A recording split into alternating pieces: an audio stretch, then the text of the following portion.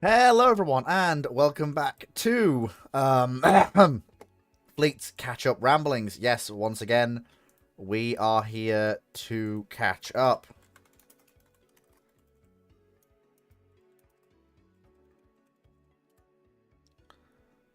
And yes, we will catch up. We have a lot to get through today, so we absolutely will make it work. And yes, so without much further ado, let's get right into it. Who? Foam Hill Boy says, who up rambling they random? uh, Burn the heretic. Purge the unclean. we've only got a few questions to get through, so this shouldn't take too long. And I assume the next question from Moe. I assume the next question from Moe was inspired by the discussion we had last week. Mostly. Yeah, it looks like it, which is no bad thing about that at all. But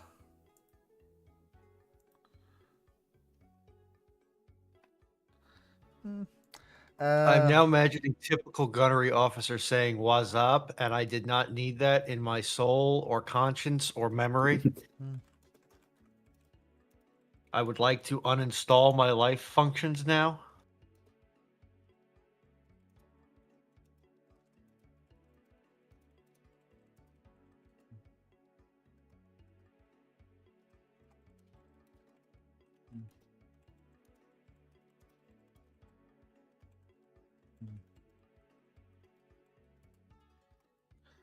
Right, okay. Moe Waifu asks, if the Kriegsmarine did not deploy Bismarck to the Atlantic and instead recalled all capital units to Norway so they can operate against Arctic convoys alongside Tirpitz, how would that change our operations in 41 and 42?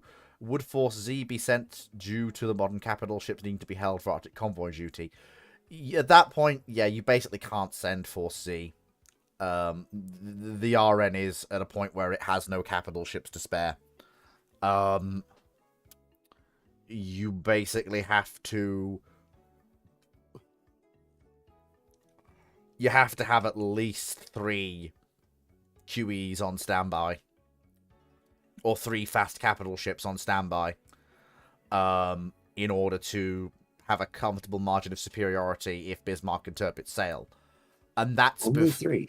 And that's absolute bare minimum. And unfortunately, that's what they're going to have to settle for, because there are too many demands on Royal Navy resources for there to be more than 3 capital ships available at any one time to cover every convoy.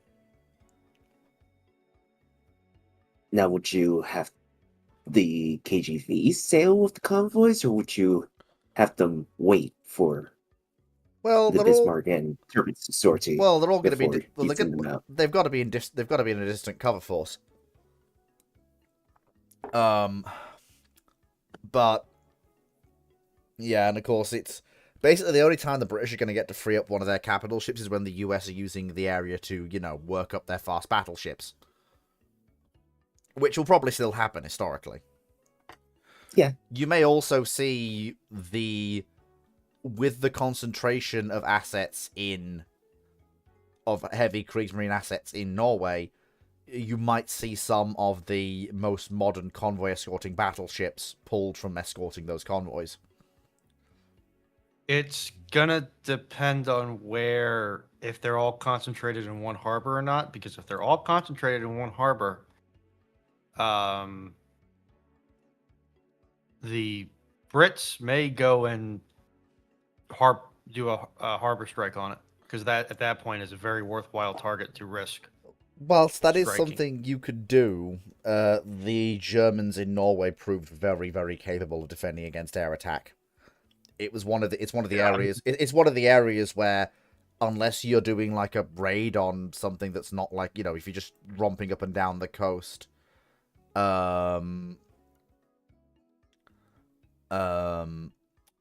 with mosquitoes blowing up coastal merchant traffic, and shooting up E-boats and torpedo boats. Whenever the Allies tried to go in against a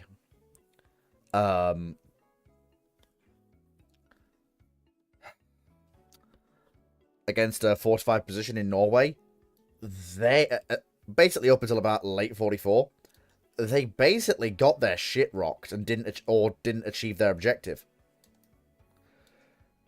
Basically, because of the artificial importance Hitler placed on Norway, it had a sizable Luftwaffe presence for the entire time it was occupied, because that's where Hitler thought the Allies were going to land.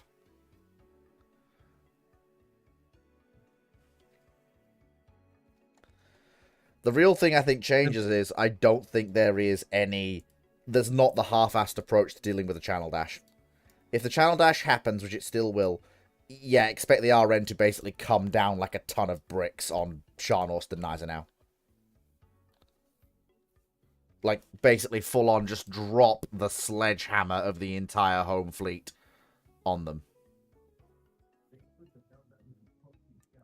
Perhaps. Because it's gonna depend upon if they've concentrated all the forces in the same port and how much is there. Because a lot of it comes down to, okay, how many assets are you willing to throw into the meat grinder in order to achieve what you want to achieve? Hang on, Ronan, yeah, it's not just Rodney that needs to be in place. You need to basically throw the entire home fleet at it, at that force coming up the channel, just to basically kill it utterly, dead. Just there is none of this half-assed. Well, you probably still have the multiple different tripwires and such, but you have the home fleet there as well, just ready to hit. And also, depending upon where exactly they post up, Norway is not exactly difficult to mine. No, but the Germans concentrate a lot of their sweeping assets up there. It's basically Norway is basically a constant game of the Royal Navy lays mines, the Germans sweep them, the Royal Navy come back and lay more mines, the Germans sweep them. The German minesweepers got very good at their jobs, but they also had to keep constantly doing their jobs. Yeah, indeed. I guess I'm going out of my way to say it's probably not a slam dunk one way or the other. No, it's basically the best thing the Germans can do with their capital ships is use them as spoiler assets and as distractions. Your raiding forces for the convoy should probably be things like the German destroyers, the U-boats, if you really want to hit them with surface assets, use the Hippers or the Panzerschiff. The capital ships should be kept to basically, they should sortie when you are going to raid a convoy, but their purpose in sortying is to basically get a response, in essence. And either cause the distant cover force to move to engage them, or cause the convoy to be ordered to scatter, so that it can be picked off by U-boats, German destroyers, and if they're at sea, stuff like Hipper or Admiral Scheer.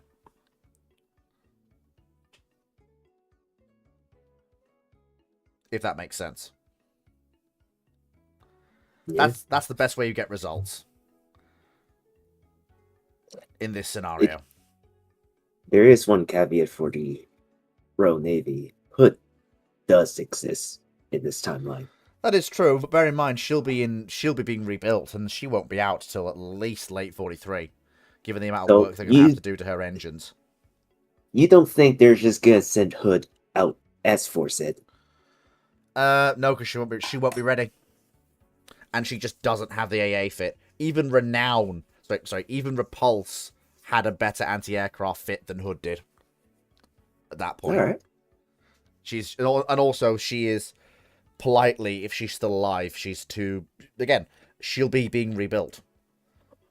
Like, bear in mind, it was highly expected that if Hood came back from the action, she would have finally run her engines out of their life.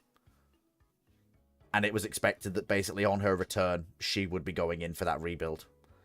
Because they just couldn't put it off any longer. and they would have gained the breathing room by the destruction of Bismarck. If Bismarck isn't destroyed, as soon as Prince of Wales is fully worked up, at that point, yeah, Hood's basically off into the rebuild cycle.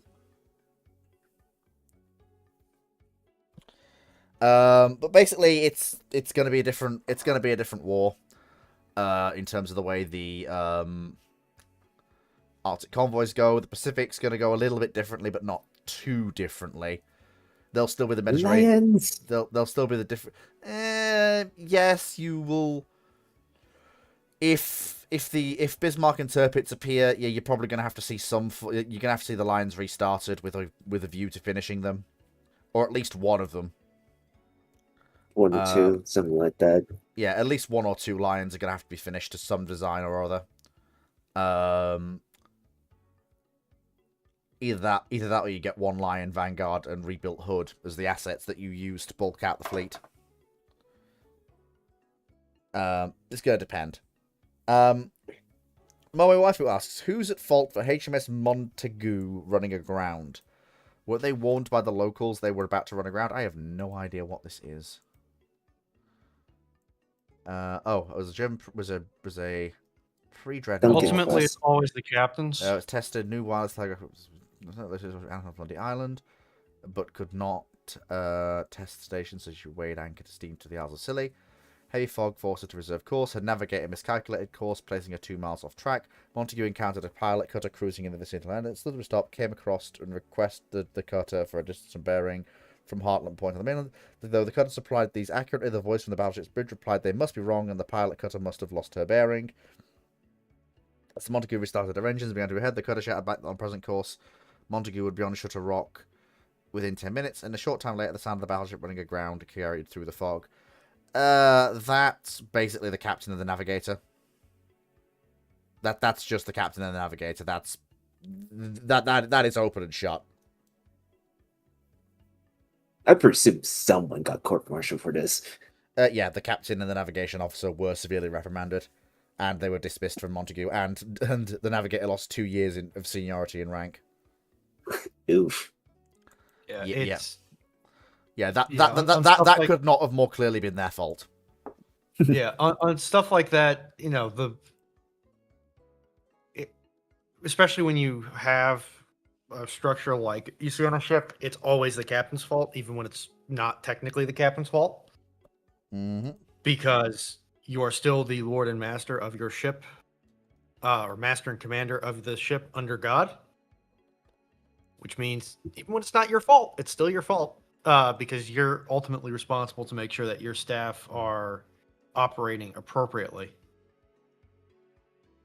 And if you don't do that, this happens. Mm-hmm. All right.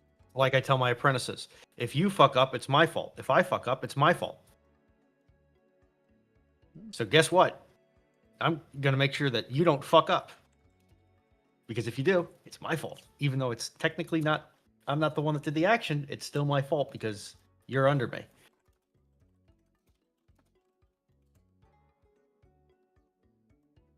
Yeah.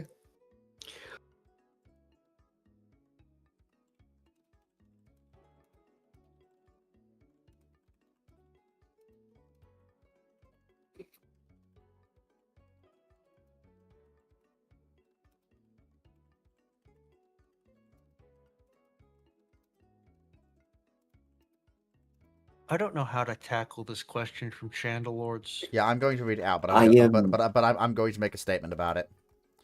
Okay. Channel Lord. In the FNAF universe, Remnants, or Soul Metal as some call it, is an amalgam of steel and human soul, though it is a pride that William Afton, the big bad in the first 6 games within the franchise, succeeded in creating some with a dog, bonded together via strong emotions such as the agonizing death of a child, which happens with disastrous commonality. How would a ship with some of this stuff behave? That's impossible to know. Genuinely, that is a question that is a boondoggle, and by that I mean it literally is. It's an impossible question to answer. There is no way we can approach this. There's no precedent for it. FNAF is not connected to naval history in any way. It has its own lore. None of us are familiar with it. and we've no idea how the stuff works, and if it has any special properties, and how much of it you need to have effects or not have effects, etc., etc. There's no real way to answer this question. Yeah, it's like Douglas Yoti put up a question sometime in August that was 9 parts by the time YouTube got done masticating it. And I'm going to give you the same answer I gave him. At that point, you need to write a book about it because, yeah, you'd have to go so deep into speculation that at that point you're pretty much writing a short story anyway. And and just for clarity's sake, for people who don't know or may not know what FNAF is, it's Five Nights at Freddy's, which is a Horror old-ish game. video game, horror video game. Still making fucking versions of it, yeah. Yeah, chopped, changed. There's been series, there's been movies made about it. It's almost become the video game equivalent to Saw or Friday the 13th. Mm-hmm. Be back in a minute. Okay.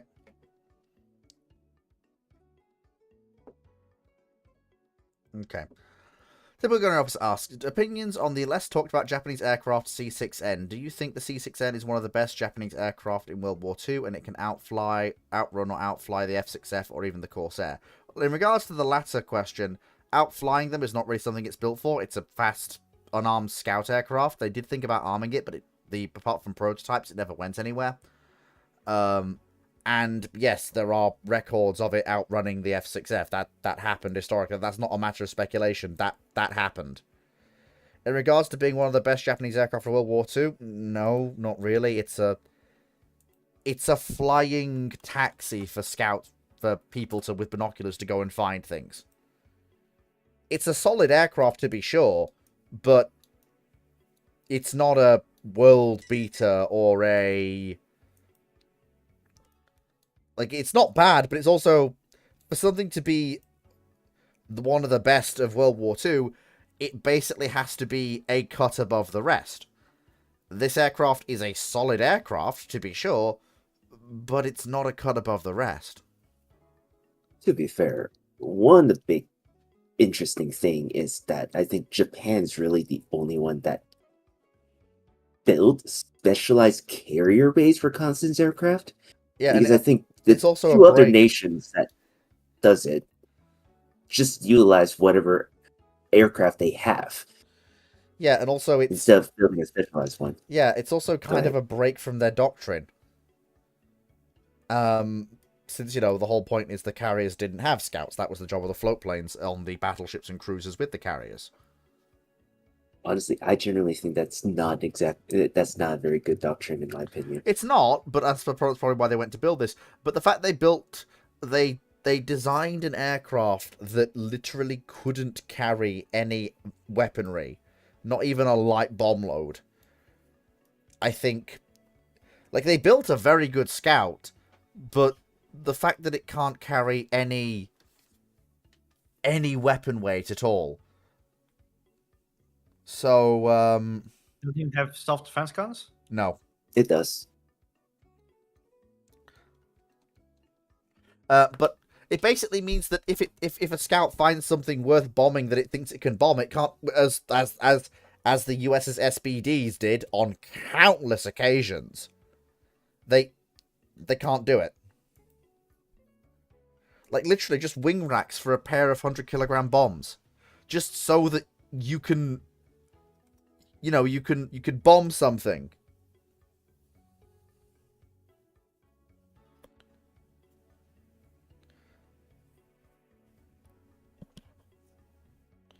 Mo Waifu has a question.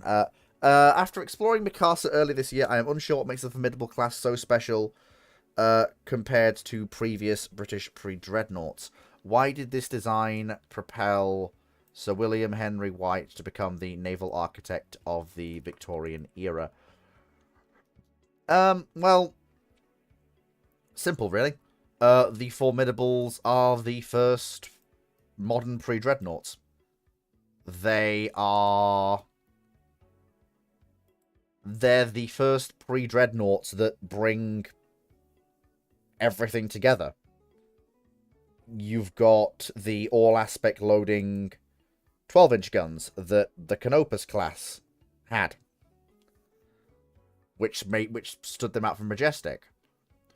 You've got crop armor, but unlike the Canopus class, you've got proper thickness, not 6-inch, but 9-inch belt thickness. So you've got properly thick armor.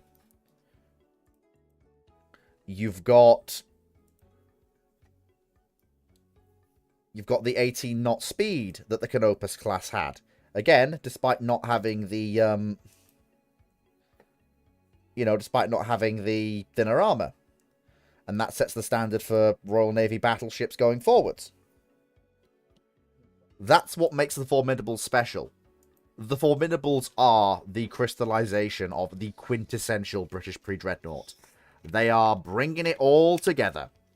The all-aspect loading, as in the all-bearing loading 12-inch mounts, the secondary battery of 6-inch guns, Krupp armor of proper thickness, and that 18-knot top speed.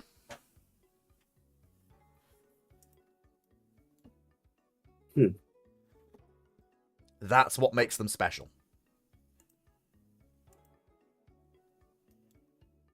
Oh, hello. It's the two gentlemen. I wasn't sure if we were going to get the two gentlemen. But here they are. Calling us gentlemen, how polite. Gentlemen is at least for Phoenix, yeah, that's pretty polite for him.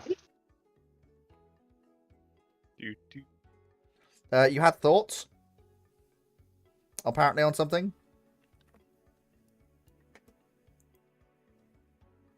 Phoenix? Sorry? On Mikasa and the design? And the Formidables? I mean, I think... Or did I misunderstand you? No, I think you just misunderstood me. I think Fleet pretty much hit it square on the head there. For once, wow, I'm really on a roll tonight. Indeed. Must bite tongue. Must bite tongue.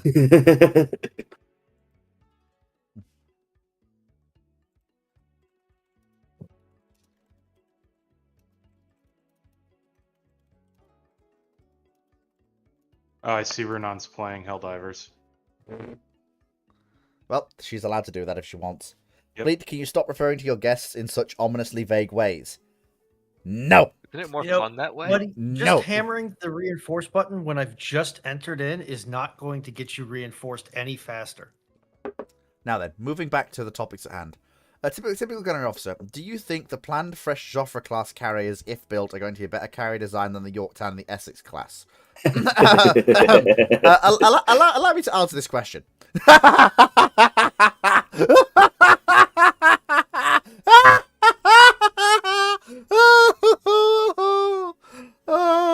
No.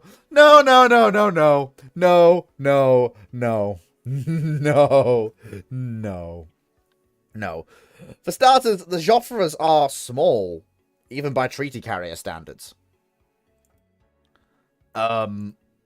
Like I don't even think they displace. Yeah, I don't. Yeah, I don't even think they displace. Yeah, 20,000 tons. As Phoenix says, yeah, they don't displace 20,000 tons.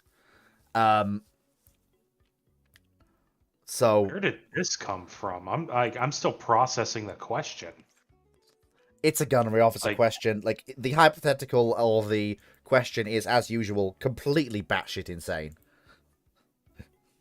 But it's probably not all of his He questions usually- are- not all Not of all them. of gunnery officers' Yeah. questions are like that. Many Let's- of his questions are, but not all of his questions. Let's be a little nice. to the man. But I don't mind them because it does give us basically an in to discuss the Joffres and what made them the Joffres and why they are what they are.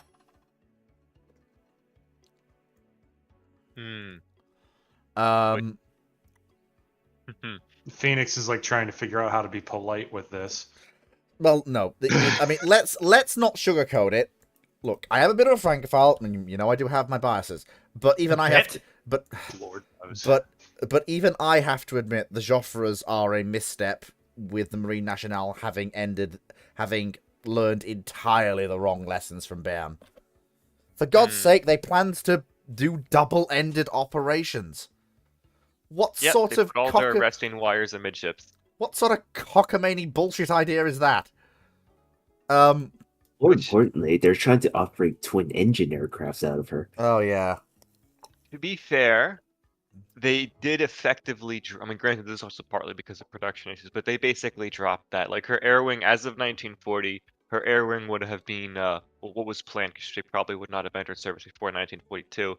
Was going to be F4F Hellcats and a modified version for the Marine Nationale, and likewise V165F Vought Vindicators, which was it, SB. Although the Use Vindicators, dive bombers, yeah, the Vindicators would have been replaced by a single-engined dive bomber that was in the prototype stage at that point. But yes, originally they would have been those aircraft. It's probable. If I'm not mistaken, the Vindicator buy actually postdates the LN401s or 411s. No, 411s and the Air Force variant. It's just because of delays. I mean, because the idea had been that, we could have D110 D520 derivatives and twin engines or dive bomb or the domestic dive bombers, but neither of them was going to arrive in time, and also the dive bombers had performance issues, so they just decided to buy from the Americans. Yeah, basically the aircraft that would have replaced the Vindicators would have been the LN-42, which is basically a total rework of the LN-402. But obviously, unfortunately, a minor thing called the German invasion happened. German holiday. And whilst they did complete the LN-42, it only flew for a very short period before, the Germans pulled the curtain down on French aviation development. Are you telling me that an invasion and occupation by a hostile power is bad for domestic engineering and development? Yes. But yeah, I mean, sorry. Go on, no, you first. I was gonna say, I mean, she's interesting in the way that you can look at all the ways the French did learn the wrong lessons from Bern. I mean, in terms of the double-ended landings, from how slow she was, which again is something that was viable because she was so slow. It was just the way they learned things. But then you also get things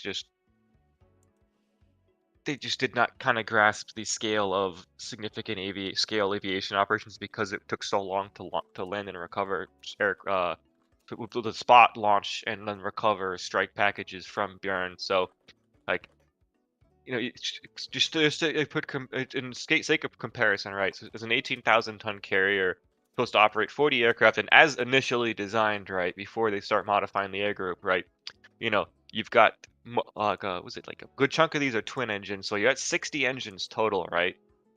So so 65 engines total, and her aviation fuel capacity was 270,000 liters, so it's about 4,154 liters per engine. Now to compare to a contemporary Ark Royal 22,000-ton standard designed for 60 aircraft, single engine aircraft, she's about a similar age of design, 455,000 liters, which is like 7,583 liters per engine. So significantly greater difference. And to be fair, the French did realize this during the war as they started getting an idea of what Allied carrier operations looked like, because there's a revised version of Joffre from January 1945, which is PA-16A, which basically doubles the aviation, the avgas allocation. It's like 510,000 liters. They also get rid of that daft bloody central landing system, or were they still insisting on keeping that? I actually forget. I forget if that was actually removed or not. I would assume it was, but and I don't even if know it entirely wasn't, because it would have. It's the kind of thing that they could operate her normally and still have if it requires too much change to the ship. Well, the problem you need to modify the elevator arrangement because they put an elevator directly on the aft of the flight deck because they weren't going to have aircraft be landing on the aft. When they catch the arrestor wires, they're catching them amidships. Because if you try to land on the stern, if you screw up that landing, you're crashing into an elevator, an exposed open elevator. It's a really Oh, Yeah, hang It's on. bad. I'll get you. It's I'll bad. get you a. It's I'll put it in really, the really voice stuff here. bad. Like it's in It's, Rambling's text. Look, it's in Rambling's text. You can see the funny little elevator on the back. I didn't realize that the back part of the flight deck was exposed, or the hangar deck was exposed like that. Yes, it is. It is as bad as you think it is. It is seriously Oh. bad. It is levels of bad approaching. Jesus Christ, why are you doing this? It's such a weird choice to have an offset flight deck like that. Lessons of BAM. Seriously. No, I'm aware. I'm just it boggles the mind. It does. It really, really does. But that's the lesson Wow. they learned. Indeed. and I then did you not also- realize they had that. Yeah, it's Yeah, it's bad. It's bad. It's bad. It's bad. yeah, and then you also get Why? into like her armament would have had issues, because she's using the 130 45s as her DP guns, which kind of struggled in reality. Just French were not there with AA guns yet, and they were just too heavy for effective use as AA, just too heavy and unwieldy, and then which would have, I mean, they probably should have swapped them out for 100mm guns or something else, but you know, Mm-hmm. that what are you gonna do? Yep. It's France in the late 1930s, so they're kind of restricted on what options they have, but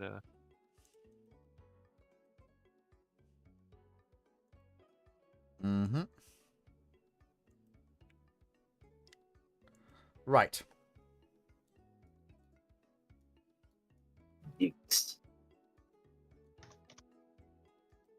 I feel like we've kind of covered Joffre quite well there. Yeah. Lumpy rocket. This would be a pretty Typical solid Gunnery question. officer. Do you think for the foreseeable future MBTs are going to use canister rounds or shots to shoot down drones? They have roof-mounted weapon systems. Like the 50 cal will daka and kill them. You don't need fancy stuff. Fleet, Yes. you really haven't paid much attention to the news on this, have you? No. Okay. Why? What have I So- missed? First of all, we need to go over what kind of threats are out there from drones. And we're going to start them from the highest threat drones to the lowest threat drones. Okay? The highest threat drones out there from a ground force perspective are the things we've had since the 1980s, right? They've got a thermal camera that gives lat-long positions, sometimes right down to the meter, the square meter. And they can see a long way. They can pick out targets really well. And on the other end of that camera is a forward observer. That's the highest threat drone because that can direct hundreds, or if you're really unlucky and you're up against the Russians at the height of their artillery power, which they will rebuild, thousands of guns onto you. Mm-hmm. Next step down is the drones. Fairly similar, but they're at the company or battalion level, directing mortars or whatever has been assigned to that company or battalion for fire support. After that, it's similar thing, but at the platoon level, because then the platoon leader can get on the radio and call for fires, right? Mm-hmm. Now you're down to the squad level thing that can do the same. Then you're onto the FPV. So, for the vast majority of those drone threats, the ideal is to be able to engage them as far out as you can, because those cameras can see for kilometers, tens of kilometers, if you're on some of the higher end stuff. So that stuff is ideal, that high end stuff is ideally your air defenses problems, But as you get closer in, you now are getting within main gun range. So programmable fused ammunition, like the advanced multi-purpose round, or ammunition that has a proxy sensor like the various US MPATs that preceded this round, and some of the German HE heat frag stuff, are very useful, because that enables you to reach out 5 kilometers or so, because this is up in the air. You're able to see. That's the main limit on the effective range of tank guns, is your physical ability to observe the target. You can reach out 3-4 kilometers. If you're really lucky and you've got a really good gun, a really good fire control system, you can reach out farther, and engage that target. And the only thing that they're going to see is a brief flash, if they're even looking in the direction that you were in. They're not going to be able to fix that target. They know something's out there because they just lost the drone. Mm-hmm. And even if you get warning that, hey, we've got FPVs coming in from down the direction of MSR Bravo, right? MSR, military supply route. Mm-hmm. Well, guess what you can do as a tank platoon commander? Halt, get into some hasty defensive positions that get you some overhead cover, even if that's trees, because that can really cause problems. That removes certain attack avenues for them. And now you've got your weapons pointing down that MSR, and you're waiting. Your gunner's scanning on thermals, you're scanning on thermals, all your TCs are scanning on thermals, and you can start engaging with AMPs or proxy fused rounds. And if, say, let's talk the US route or the French route or even the German route, where tanks are teamed in quite actively with infantry fighting vehicles that have stabilizers, that have modern fire control systems, Okay, yeah, hold on. proxy fused rounds, right? Mm-hmm. They're going to start firing those as well. And you're going to rapidly start to attrite the inbound threat. You don't just want to wait till they're in machine gun range and rely entirely on your 150 cal up top. Makes sense. Because when these FPV attacks tend to be more effective is when the actual force that's being engaged by the FPVs are not actually in combat, and they're not aware. They're not listening in on the radio. There aren't people screening or other forces. They may call them out on the radio, but they don't then take steps to defend. It's the equivalent of remaining in march formation and continuing to move straight down the road when you're under air attack. Which is just silly, and no one actually would do that, you'd think. Hopefully, probably, maybe. You say that, but we've repeatedly seen throughout history that not be the case with certain armies. So, and not multiple times per army, because afterwards there generally isn't that army anymore. Said nation has to rebuild their army. Do not pass go. Do not collect your new army certificate. Fucking done, kiddo. And so the survivors tend to impart that lesson pretty heavily. But, for fuck's one sake, of the reasons, if you get attacked, it's one of the reasons when the Iraqi army was counterattacking ISIS, they always had air guards out when they were on the move. People scanning the skies, because drone attacks on ground units are not new. They're not a 2022 and newer thing with quadcopters. That started back in 2014 with quadcopters. Yeah. It's just that no one was paying attention because it wasn't in Oh, Europe. no. The US was paying attention. It's why the US is the largest anti-drone force out there. Because our forces were getting targeted by quadcopters and we adapted. We still have to get a lot more mass out there, because now it's happening at the nation state level. rather than the quasi-nation state level of ISIS. Thankfully, they are no more. Oh yeah, they did get kind of. They really got the well, shit. In that regard, Yeah, as a nation they state, no they got longer their shit exist kicked as out of them. this. That they that's no why longer I said exist that's as why I put that in that regard, Phoenix. Yeah, I was going to say, because I would say, bear in mind they are a National they're not so terrorist much. organization still, yes. Yeah, no, like I would say you're probably unfortunately going to be looking at them reestablishing a quasi state in the Sahel in the next 5 years, give or take. Yeah. Unfortunately. I mean, the last time they tried to Because, establish a quasi-state, they moved into conventional combat and got their shit kicked in.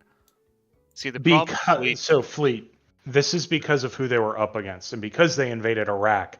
Had they stayed in Syria, probably wouldn't have seen much. But they attacked into Iraq, and Iraq was effectively under the protection of a multinational coalition.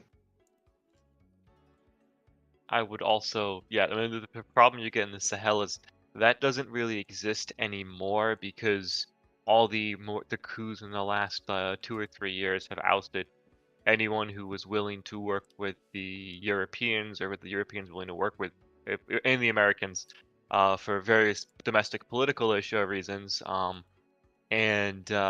The end result is that the Russians moved in and they have been far less competent at peacekeeping, despite the fact that they bring the brutality that a lot of these these juntas actually wanted out of that the Europeans and Americans weren't willing to provide. And there is no longer really the bandwidth for that kind of multinational program. Europe just simply is. Europe and the United States aren't really interested because these countries, these juntas aren't willing to work with us in the first place. They kicked us out after all, and we have our own hands tied with many other things that we did not in the 2010s. And Russia absolutely does not have the bandwidth to do this kind of strikes that it did, even within the actions they took in Syria in support of the Assad regime. It's just they're not exactly in very Africa. effective at doing it. So it's going to be a very, very large problem for the region that, unfortunately, no one is really paying too much attention to. It's kind of it's one of the significant security challenges that Europe has to face, where it's not so much a case of, okay, we're shifting away from conflicts in the Middle East and in Africa to focusing on dealing with only the Russians in the East. It's both. It's the Russians have become an issue at the same time as those issues have not gone away. So fun times for the future. Yay. Aren't you all looking forward to the war? I'm not. It's not the war. Well, fair enough. Anyway, so yes, that was that. Typical officer again. Opinions on the PBJ Mitchell variant of the B-25. Why didn't the USN or the USMC implement more of the PBJs to their fleet than the PV-1 or PV-2?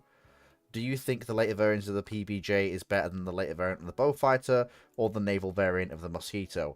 Well, first of all, does different things. Yeah, they do different things.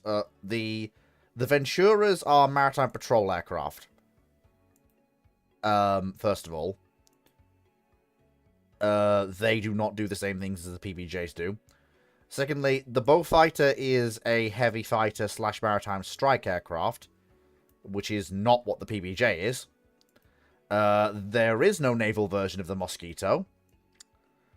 If you mean the Mosquito with the 6-pounder gun, there wasn't a naval version of the Mosquito went around and bullied ships as its normal version. There was no special version for naval strike. I think they did some. There was 1 or 2 airframes that were experimentally tried for naval, essentially carrier application. Yeah, but there was nothing that entered serialized production as a carrier-based Mosquito. Yeah. Then there was also no naval attack Mosquito either.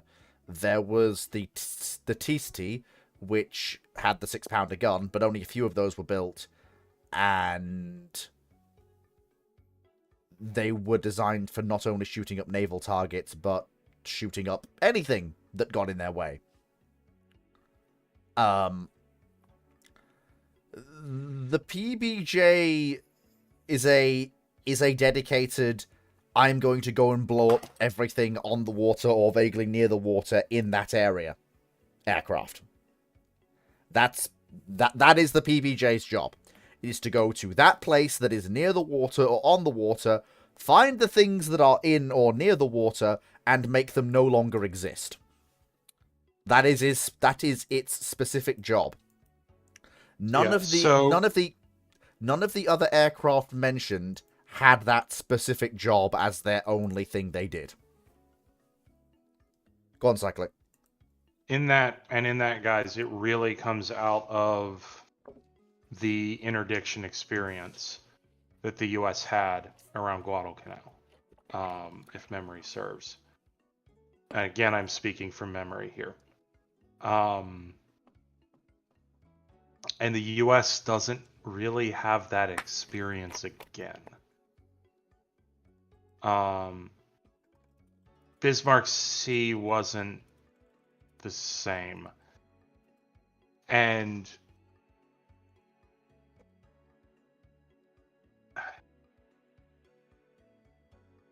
in many cases, what the U.S. just ended up doing was using Marine Corsairs to do the job, because they can do the job quite effectively.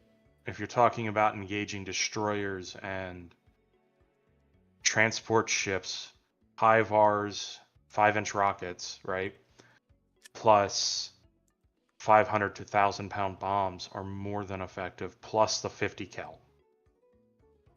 And it's in an aircraft that, if need be, can jettison its ordnance and go engage any fighters that attempt to come to the aid of the ships. It's not in an aircraft that's going to be a sitting duck. I don't care that it has defensive guns. It's a sitting duck.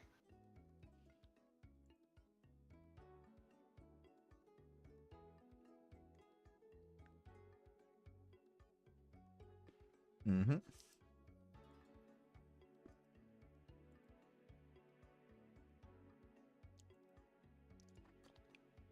Basically, that's the long and short of it. A fun question. Akizuki, apparently the SCP Foundation operates officially decommissioned warships from the World Wars and upgrades them with decommissioned technology associated with the gun system, so how would you modernize the design? KGVs, Nelsons, basically anything that floated got added to the Foundation Navy, so it's your job to update them and keep them operable. Edit, you can't add missiles to the designs, as the uncovered doctrines hit the battleships, battle cruisers, destroyers, and are limited to their gun armaments with upgrades on them. This is the same Navy that operates SSBNs and SSGNs. Well, it's not surprising, if you think about it, because the Foundation is the only modern power that needs ships with a shit ton of armor and really big things that really don't care they don't have that all their electrical systems got knocked out. And they still have hydraulics to move and load their main armament. Because the Foundation fights things that really don't give a crap about missiles. And really don't care that, you know, 1 minute they were like 100 miles away and the next minute they're right on top of you within 2 miles away. It is entirely unsurprising that at that point, the Foundation would perhaps care more about ships that are designed to get the shit kicked out of them and kick the shit out of things within visual range. At that point, basically, what you do to keep them running is there comes a point when you are basically going to have to accept that the ships are non-viable, and you are going to have to work on getting replacements. Now, it's known the Foundation does work with various navies around the world.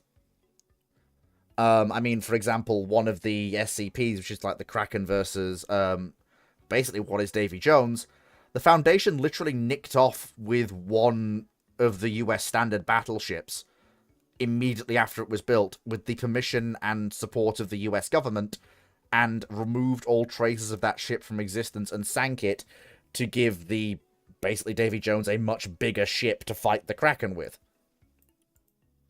And What? there is an engagement where where Foundation battleships and this other ship do end up going toe-to-toe with this monster. In fact, they do so on numerous occasions. Like, this is a world where you absolutely do want something with a shit ton of armor and a shit ton of guns. In terms of operability, the key word is redundancy here. Redundancy, redundancy, redundancy. You're talking about operating in environments where the laws of reality might start to break down. Where the concept of electricity may no longer exist for a brief moment. Where people might forget their names and who they are and what they were doing. Like, Although I do feel obligated to point out that for a lot of the ships named, if the concept of electricity stops electricity, those ships are going to have problems. no, I'm aware. Yeah, they're That not is going to work. basically every single combatant built in the Age of Steam and Steel, to be honest. They all need electricity to some degree or the other. No, I know. Yeah, If you're running on remember, hydraulic it is an systems. electromechanical fire control system. No, I am Plus, aware. the electricity stops existing. Also, every human just kind of ceases to exist. Yeah, They I just know. kind of suffer critical I existence know. failure. I know. I'm just listing some of the shit that, like, this is the level of shit we're talking about here. Yeah, and we're replying with like nothing would work if that fails. Yeah, I know. I Because know. the human being You won't pretty work. much have to go back. You saying to the, I know does not help you, Fleet. yeah, Why doesn't it? implies that you are making We're knowingly. listen to false what we're statements. saying. I am. Yeah, and Uh, no, you're not. I know. You said or, nothing you, works. or you just said I am to saying making knowingly false statements, which is a whole nother kettle of fish. No, I'm not. I'm not. When I said electricity Okay, stops both working... of you stop. Let me explain something here. Fleet. Mhm. If electricity as a concept stops working, Yes. every human being, every living thing Uh-huh. present in that environment dies. Yes, I am. Instantaneously. Yes, I know. And no amount of redundancy in the ship will work. Yes, I know. So I think- what we're saying is don't make statements like that. Well, I mean, if I may, I think feel there's a like fun- I feel like there's a fundamental misunderstanding here. When I said redundancy and was listing off some of the things that can happen, I was not saying that redundancy is going to solve all of these problems or mitigate them. I was listing off this is something that can happen. This is the level of shit we're up against. You have to try and mitigate against these things as best you can. As you have said, quite rightly, there are some things you just fucking cannot mitigate against and will just game end the human body and the vessel just completely. What I was saying is, my primary thing with these vessels would be not so much to upgrade their guns or armor, because quite frankly, given the sort of fights they're going to get into, that really doesn't matter. It's you maintain them and you add as much redundancy, extra damage control kit, and survivability as you can to them. And that's basically all you can really do. Because the sort of shit they're going up against, that's all you really can do. But it still might not bloody save you when an eldritch entity opens a black hole in the center of your ship and just removes you from reality. That's the misunderstanding. You thought I was saying, you can use redundancies to make this stuff go away. No. What I'm saying is, the only thing you really can do is try to build in as many redundancies and as much room to wiggle out of problems as you can. But at the end of the day, you're in the fucking SCP universe. A reality bender might just decide your ship is now made of cotton candy. Ah. And at that Yeah, point, you're fucking done. I think the only solution here is you send Doom Guy in and he just kills everything in the SCP universe and you just call it quits there. Because he can. I mean, he's Doom Guy, but look, he kills the Eldritch entities. I don't think he gives a shit about the universe's rules. But no, I would say the fundamental problem is like when you're talking about how do you build a navy to fight this, you really just can't, because there's too many things that just break reality for things to make sense. Like I don't know why you'd want to. Like against these entities, why would you even bother really keeping armor at when you can just come up with better offensive systems where you're not trying to fight these things up close? Because even if you are fighting them up close, like armor, you just can't armor ship effectively against a lot of black these hole offensive means. Oh, exactly. I mean, but even if it's like, they teleport Bismarck next to you and it starts firing with the main guns, like armor does not hold up at close range. Like it's a fundamental reality of naval combat in any era. Bismarck is something they have to deal with. She is a fucking SCP. The Royal Navy the Royal Navy and the Foundation continually have to put her down. Yeah, no, I know. But like that's what we're talking. I know. If she can teleport up to point blank range with her against you with her guns already aligned, it doesn't matter. Your armor doesn't matter. It doesn't matter if you're King George V. You're getting penetrated, and you're going to rapidly get taken apart. Oh yeah, your only effective counter to that is just as much offensive firepower as rapidly as possible, which is inevitably going to lead you towards missile systems. It's just because you're not like missiles are the kind of system where it's a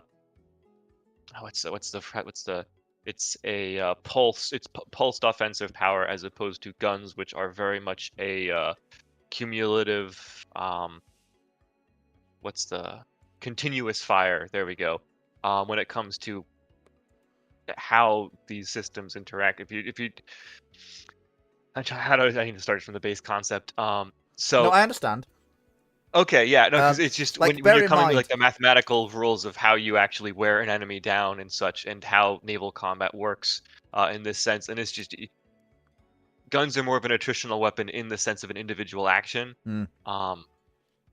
If you're trying to put something, if you're dealing with something that has that much offensive potential, it's the same as dealing with a ship that's firing missiles. You just need to put it down as rapidly as possible. Yeah, this is something that I look at and I'm basically going,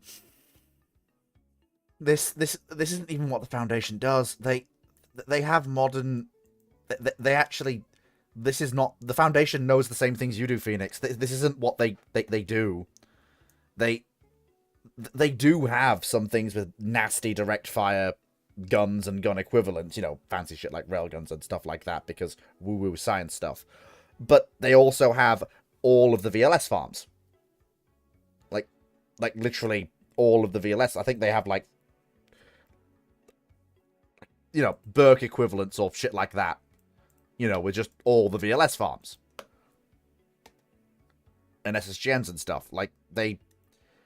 Personally, I would have bowed these combatants out in the 50s and replaced them with, honestly, if you want direct fire gun systems, you could do better, you could do worse than, basically, because you are the Foundation, you could do worse than basically going and grabbing the Des Moines design, expanding it massively, and keeping the auto-loading 8-inch guns, but then also strapping a shit ton of launchers on for Terrier and Talos. Because that way you can have your cake and eat it. If this is the Navy the Foundation wants. Literally build something the size of a Montana, but with all the Terrier and Telos you could strap on it, and the auto-loading 8-inch guns. Well, see, the funky thing is you really can't do that within a Montana. It would be very inefficient because you can only effectively guide so many missiles at once. So there's a certain point where adding more launchers and illuminators, you run into a limit of how many launchers and illumination radars you can actually.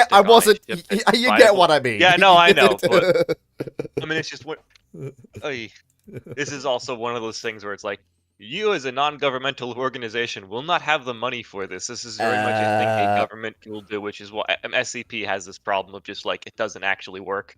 Yeah, the Foundation somehow has all this money. I don't know how they do it.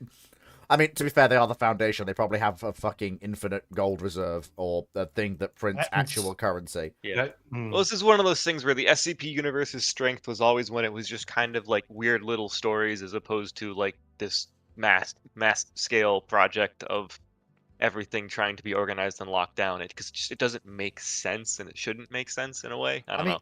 I mean, SCP is something I kind of struggle with. I mean, Bone Mill Boy, the Foundation does build their own military assets. They do it all the time.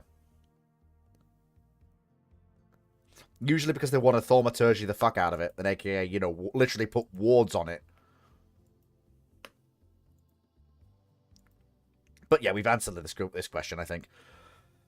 Chandler Lord Chandle, why did the British Army have so many issues obtaining tanks that could be easily operated and maintained across the Empire, while that was one of their chief requirements for the Royal Navy and Fleet Air Arm? Simple. They just didn't want or need to. As far as the British Army was concerned, the armoured vehicle for work across the Empire was the various iterations of the armoured car. The tank was something reserved for operations at scale, if required, and if the army was going to operate at scale, it would be ideally in an area where the infrastructure was such that it could support the operations of the tanks the army was going to use. Or infrastructure would be built to support them. And the key source of problems for the Brits in World War II was that they were not expecting to fight a multi-front war in radically different theaters. Mm-hmm. And during the interwar period, they just weren't bothered by the concept of needing tanks to go across the Empire. Yeah, well, also too, it's a thing hopefully sounds like something you want to put on continental Europe. Yeah, it's something where like, okay, if we're gonna bring the tanks, we're gonna be, you know, putting our big boy pants on and going to clobber somebody, which means we're gonna arrive at full force, which means we have the full logistical support of the Empire. So even if we're not like this isn't a perfect solution for all environments, then it doesn't much matter because we'll have this logistical slack to pick it up. But then, we're fighting in Africa. Oh, we're fighting in Europe. Oh, we're fighting in Scandinavia.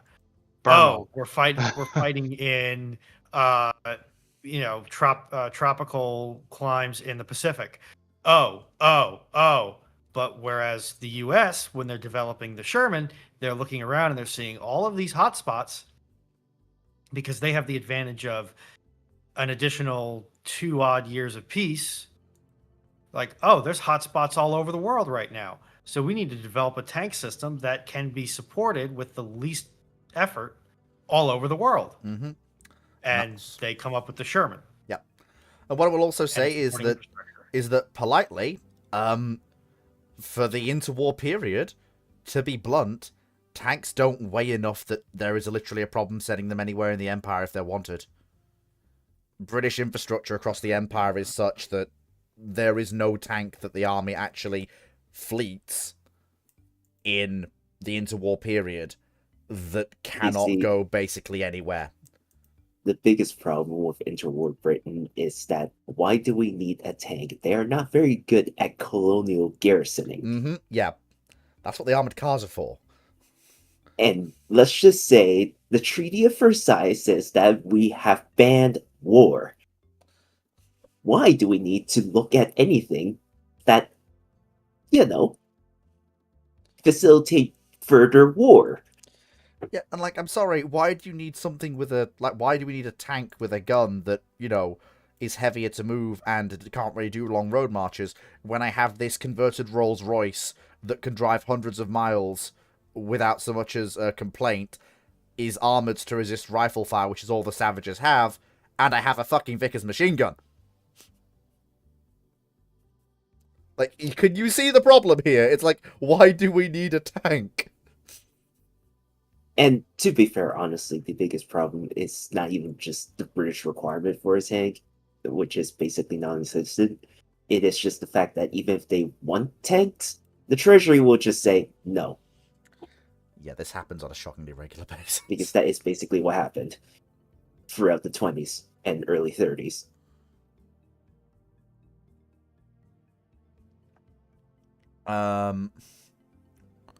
Anyone else got anything they want to add to that? We are very much near the end, but anyone else have anything? they want to add to this question? Yeah, I guess one of the reasons why it was such a requirement for the Royal Navy and the Fleet Air Arm is, well, the Royal Navy has to be expected to operate in every single major biome that is not terrestrial on the planet, and for the Fleet Air Arm is under the same requirements because, much like the Marines, their asses ride in Navy equipment, which goes in every single non-terrestrial biome in the planet. Hmm. That's why they had that requirement, while the other branches may not have. Yeah. And also for the RAF is They just didn't have that requirement because for most of the interwar period, the RAF are using aircraft that need a grass strip, a fuel bowser, and that's it. well, I was going to say for the RAF, their assets are so relatively expensive that they're usually trying to get that capability baked in. But to be fair, for the RAF, you actually see this problem start rising in the 40s when a lot of aircrafts that had excellent service in the Mediterranean and the British Isles suddenly find themselves having a lot of issues in the Malayan tropics. Mm-hmm. Yeah. Hurricanes were not very fond of the wet nature, the extreme wet nature of the Malayan Peninsula. And this problem drags on all the way to the 50s when they start putting wooden aircrafts. You know, in Malaya, the Hornets were particularly not happy. Mm-hmm. Right. So this is one for Phoenix and Cyclic, I think, this next question.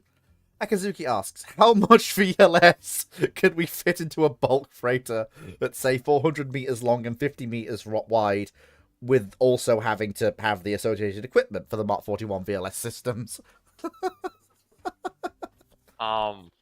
Putting Yes. this one to you, Question Phoenix. can be answered. I would have to do the math on it. I mean, you could fit a lot.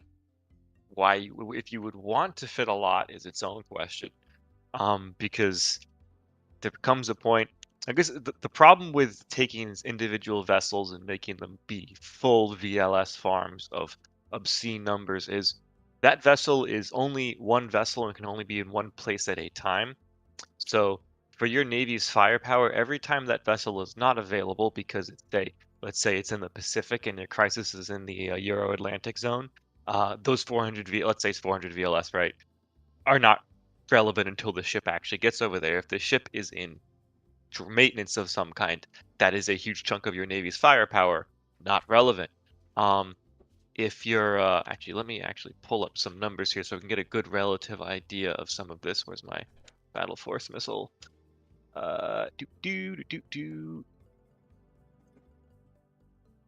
Because as a way of comparison, this numbers might be a little bit out of date, but like the U.S. Navy at present, you're looking at 8,426 Mark 41 VLS cells. Now, if you have a 400 cell ship that you just add to the current U.S. Navy right now, that is now fully what is that? 5% of the U.S. Navy's VLS capacity, right? Assuming you could just add that straight onto the fleet and it wouldn't come at the cost of other vessels. So anytime that vessel is not available, that is, 5% of your VLS not available. So if you want to have a ship with that firepower always available for a theater, you now need 3 of those ships. And then you run into the issue, you have to actually fill all of those VLS. And then, God forbid that ship gets mission killed in any capacity during a conflict, all that firepower is gone. And the expensive missiles that are loaded into it are gone. And that's not even getting to the issue of, can you effectively manage that many missiles coming from one ship at once? This is kind of why you end up wanting to have you want to have smaller ships so you can have more of. And there's a balance between ship is large enough to do the role you need and is sufficiently powerful, but also is not so large that it is cost and effective to operate in terms of I need a certain number of hulls over a certain area. You can kind of see this nowadays with a lot of destroyer designs where navies are realizing, hey, future requirements for destroyers mean they have to actually be in the 12 to 14 to 15,000 ton range, which is going to make them considerably more expensive. Whereas in the past, this kind of tonnage range, when you could get a viable modern destroyer at, say, 8,000 to 10,000 tons, 15,000 tons was the realm of guys who were like, hey, what if we made a missile cruiser? And in an era when the only answer for a missile cruiser is just a bigger destroyer, which inevitably meant it was just more expensive to procure and not worth it, hence it got axed. Now we're in an era where that's kind of what you need for a destroyer, but like if you wanted a 20,000 ton cruiser, you would fall victim to the same thing, where it's just too large to be effective relative to what we need. It doesn't get you enough advantages, and this is the same reason where the arsenal vessel concept just came and died very quickly. It's the same thing with the bulk freighter, because yeah, you could fit an obscene number of VLS, like 400 or something like that easily. It's just, would you want to? Probably not. The level of investment, but the level of loss is just, yeah, it's not worth it. Yeah, well, it's yeah. Even when you haven't lost the vessel, it's just a case of, is it actually available? And then it's also, that is a lot of capacity to fill. And also keep in mind, at the risk of repeating something that Phoenix may have just said, you can't cross ship these missiles. So even if you have, like, let's say this hypothetical ship loses it's a bulk freighter. So let's say it loses 2 cylinders on its marine diesel, because they usually don't have multiple diesels that are propulsion focused.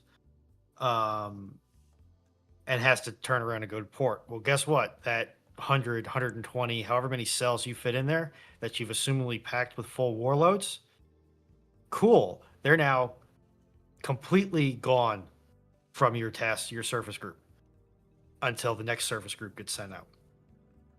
Because we can't pluck the missiles out of the cell and then put them into another ship which may have expended some of its missiles. You could in port, but yeah, it would but take then a you while. have to Yeah, still, it you're would take still a while. going back to port. yeah. And you're already starting off with a ship whose hull is not designed for speed. Or to compartmentalize damage. And also is not designed for having considerable manning. A lot of bulk freighters have pretty minimal manning, and oh boy, do their damage control systems reflect that? Yeah, their systems tend to reflect if flooding is not immediately containable, it's how do we delay the ship rapidly going down long enough for the crew to scramble into the lifeboats. Mm-hmm. Or rafts. It's not, and even then, they don't generally get the time to do that when a bulk freighter starts flooding into the hold. They tend to go down really quick.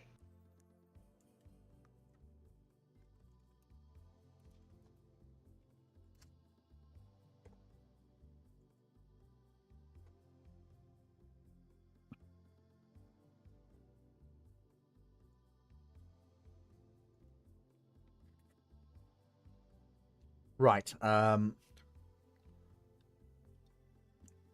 State the Dog asks, do you think, well, he says, do y'all think, is there any case on where... Oh, God. on a, Ow, my ears. Oh, my ears. On a dreadnought or post-dreadnought Y'all? ship... Do y'all? Y'all? Y'all. I got a Y'all? cheek pouch full of estrogen and I can still do it better than you can. Y'all. Hell, it sounds better in a New York accent. Look, it's alright. He's not American. Let's give him some slack. Fleet, the other way you can say it is just y'all. Hey, Shiva. State the Dog, do you all think there is Or you any could just do that. That's even better. Where on a dreadnought or Supremely post-dreadnought ship where heavy secondaries 8-inch plus are actually a reasonable concept, or it would just be a waste of tonnage. There is no case where that is a reasonable concept. That is a massive waste of tonnage for capability. No, only on pre-dreadnought. This is dreadnought or post. Oh, this is on dreadnoughts. Okay, yeah, no, on dreadnoughts it's a waste of capability. Yeah. Absolutely, yeah. Your secondary. I thought Fleet said pre-dreadnoughts, and I'm like, well, it was done a lot. No. Yeah, there is no reason to mount a gun heavier than 6-inch beyond the main battery on a Your secondary Dreadnought or post battery Dreadnought. is there to absolutely game end stuff like destroyers and light cruisers. Anything bigger should be demanding your primary battery hit it. And there is also a secondary role for the secondaries where they could join in on the main action. Even light cruisers are a target for the main battery, to be honest. Basically, yes. I'm more talking about in the early era of the. Basically, when you get the super dreadnoughts you really do get the 6-inch gun coming in large numbers. At that point, a battleship is carrying on its side more firepower than basically any extant light or protected cruiser in the world. Yeah.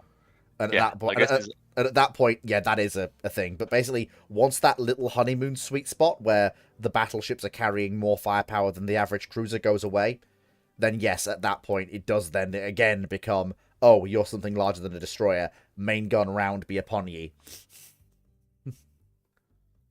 Yeah, I mean, it is worth remembering as well that, like, when you get to the treaty era battleships, a lot of the reason certain navies still stuck with 6-inch guns is because these were often the navies that did not have the benefit of large screening forces, or could not guarantee they would have large screening forces to deploy it when dealing with certain oppositions. Therefore, they wanted to have something with more stopping power that could definitely put down destroyers, especially at range as torpedo ranges increase. So, like, if you're the Italians and you're dealing with the French, and you're looking at the French who have rather large, both not even their large destroyers, but also their regular destroyers, which are also quite sizable, you probably want to make sure you can put those things down at range before they get into launch position. The French were in the same position, as were the Japanese and the Germans.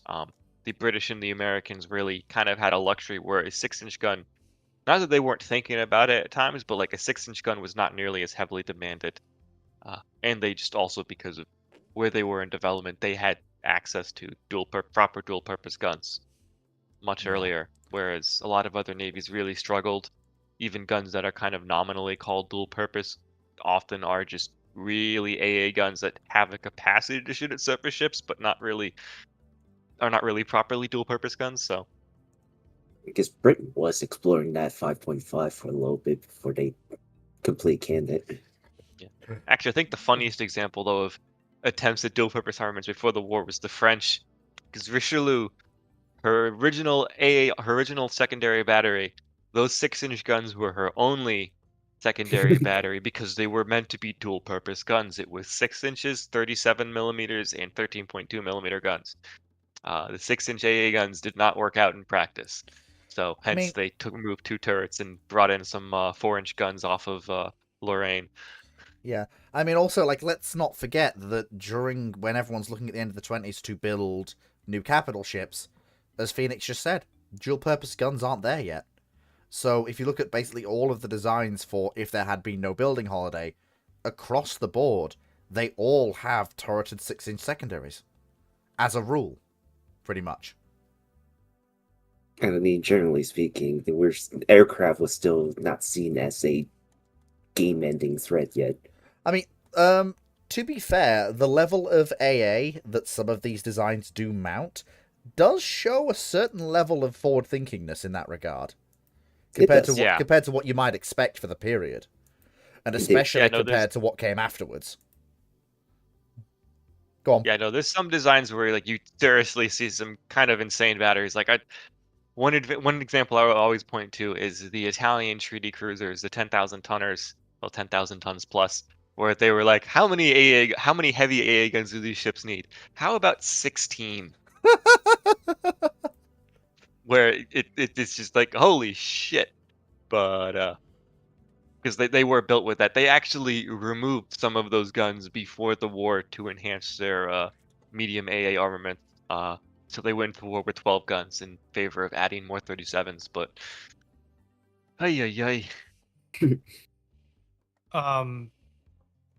Had something that I was going to say that was witty and insightful and completely forgot it. So yeah, moving on swiftly. Yeah. So it happens to the best of us. Boatmill Boy asks, had the aquatic megafauna of the western interior seaway, plesiosaurs, mosasaurs, 4-meter-long predatory fish, that's probably the Symphaticus, and 10-meter-long sharks, survived to the present day worldwide and in shallower layers of the ocean at normal levels of density, how would that affect humans' relationship to the sea and seafaring? It probably wouldn't, if I'm going to be completely honest, and politely, given what some of these things are, if you think about it honestly. The whalers are going to have a fucking field day with the mosasaurs. The whalers are going to absolutely love those things. I feel obligated to point out that we know more about, I think, the moon and or Mars than we do know about the ocean floor and what lives down there. This is true. So the appropriate answer to this question is who's to say that they haven't, and we just That's haven't. not the appropriate answer. It's the one I'm going to give anyway. The appropriate answer is these things wouldn't have that big of an effect on humanity. The difference in global climate would almost certainly be, as a result of the different ocean conditions, would almost certainly result in humanity not existing. These are conditions that allow those things to thrive or even survive that lead to conditions on land that are almost unlivable for humanity, particularly in its earlier stages. We are talking whole suites of different life that exist in the ocean because of the different ocean chemistry you get at different average ocean temperatures. We are talking oceanic temperatures that drive humidity and heat environments on land that really hinder the size range for mammals. Like, we are not talking about favorable global conditions here for humans, and favorable global conditions for humans are also not all that favorable for a lot of these creatures in the sea.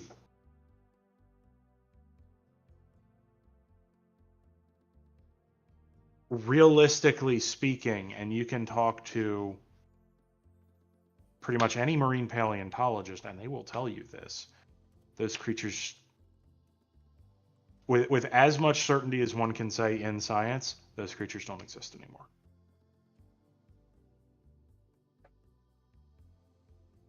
You'll note the caveat that's there, but it is so implausible for those creatures to exist today between the changes in food source, the oceanic chemistry, oxygen levels, the temperature ranges. No.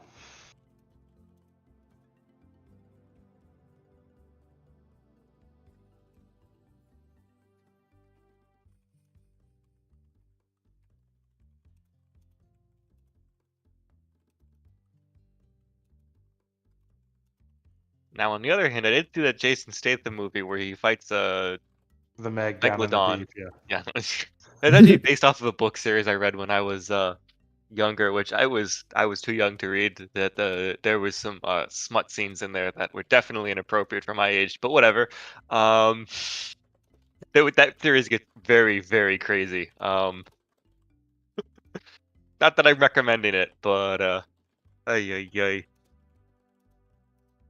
Just keep it away from my coworkers. They don't need more ideas. Oh God. But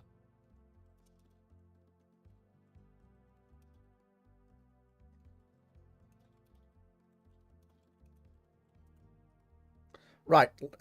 Douglas Yachty. It's January 1853, and on Edo Bay, a single metal warship appears from the horizon. As it gets closer, the flag of the Rising Sun can be seen. It's the battleship Mikasa. How would that affect Japan? Fundamentally reshapes that nation. Not only has this ship arrived, which is Japanese, it's crewed by people who are fundamentally aware of the history of their nation. They're also loyal to the idea of an emperor ruling Japan, not a shogun ruling Japan. And they are also aware of exactly what that nation can achieve if that happens. So, politely, you've basically, it's Japanese modernization and Boshin War speedrun time. And don't try to hurt the Emperor, because he will probably now have a bodyguard of people with bolt-action rifles. East Asia is going to burn. Yes, Going probably. to be Yes. very unfortunate for a lot of people. But Yes. Yeah, this is just... You've just sped run Japan. I mean, Douglas Perry shows up with his... No, sorry, not Douglas Perry. Commodore... Is it Perry? Am I thinking of the right guy? It is Perry, but I can't It remember is his Perry, first name.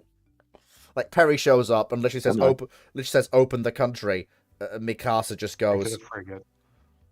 Yeah, Mikasa just goes, yeah, nah, die. Or, yeah, nah, go away. We're opening the country on our own terms.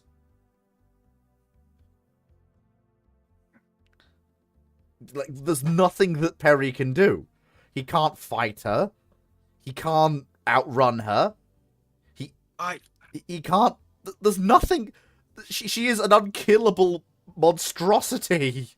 He might not even get sent, and the reason why is this could lead to a Japan that opens itself up to foreign trade, but on different terms, so that the mission isn't even deemed necessary by the U.S. because there's enough trade going on.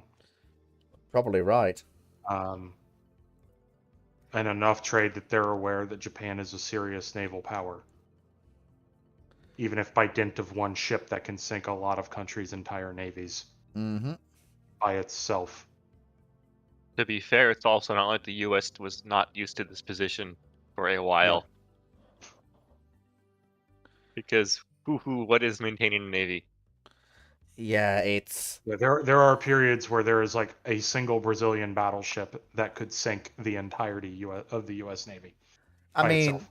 I mean, let's not forget the embarrassing incident when in the 1870s, when the Yellow Press is calling for war against Spain over Cuba, and the US Navy taps them on the shoulder, points to a Spanish broadside ironclad from the 1860s that's currently having an engine rebuild in a US port, and literally says, that one ship that is about 15 years old can roll up our entire navy in an afternoon, and you want to go to war with these people. Yeah. Yeah, it's bad. It's bad. I mean, yeah, but I think, what was it you said, Noe? Or was it Runon? Asia, or was it Phoenix? Asia's going to burn? I think you're probably right.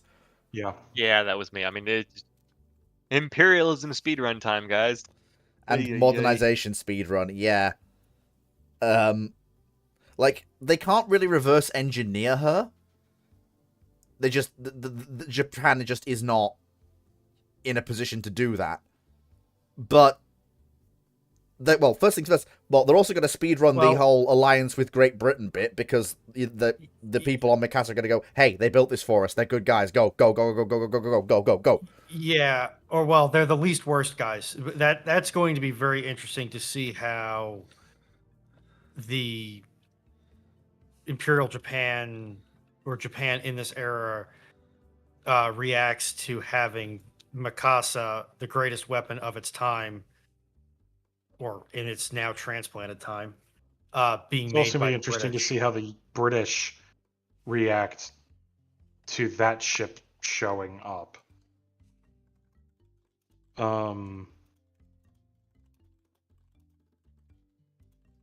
Because that has some implications for them too.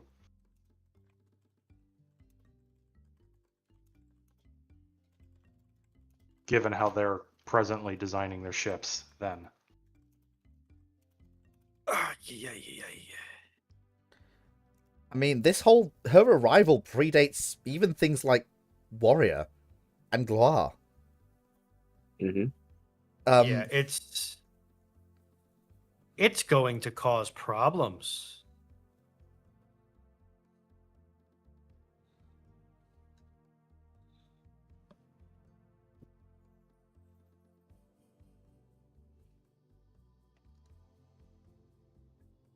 Oh, good grief.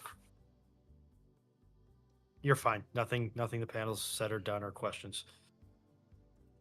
Having fun dealing with the dragon roach, I see. There's 3 of them. Or well, there were 3 of them. The wings are light armor. If you shoot down a wing fully, They it die. crashes and dies. Yes, but I have to hit the fucker first. And the wings are nice and large. Skill issue. Autocannon flak does real wonders. Autocannon is so good at killing them. Well, that's nice. Do you know what I have? Not an autocannon. I You don't got the have a laser, fucking didn't you? autocannon, and I've got about 98,000 What do you have? fucking stalkers.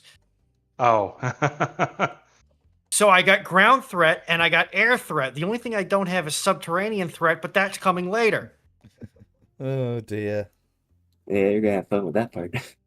And also, apparently, I have an all-you-can-eat sign on my ass because the dragons really like my ass.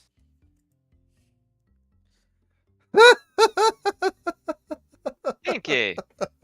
Anyway, on that Yeah, I'm terrible, just avoiding making that- the joke. on that terrible disappointment, it is time to end. Thank you so much, everyone. Excuse you, my ass is not a disappointment. It is my greatest asset. It is your greatest asset. Hey! And on that horrific note, it is time to end. Thank you so much, everyone, for watching. Take care, and I'll catch you all on Monday.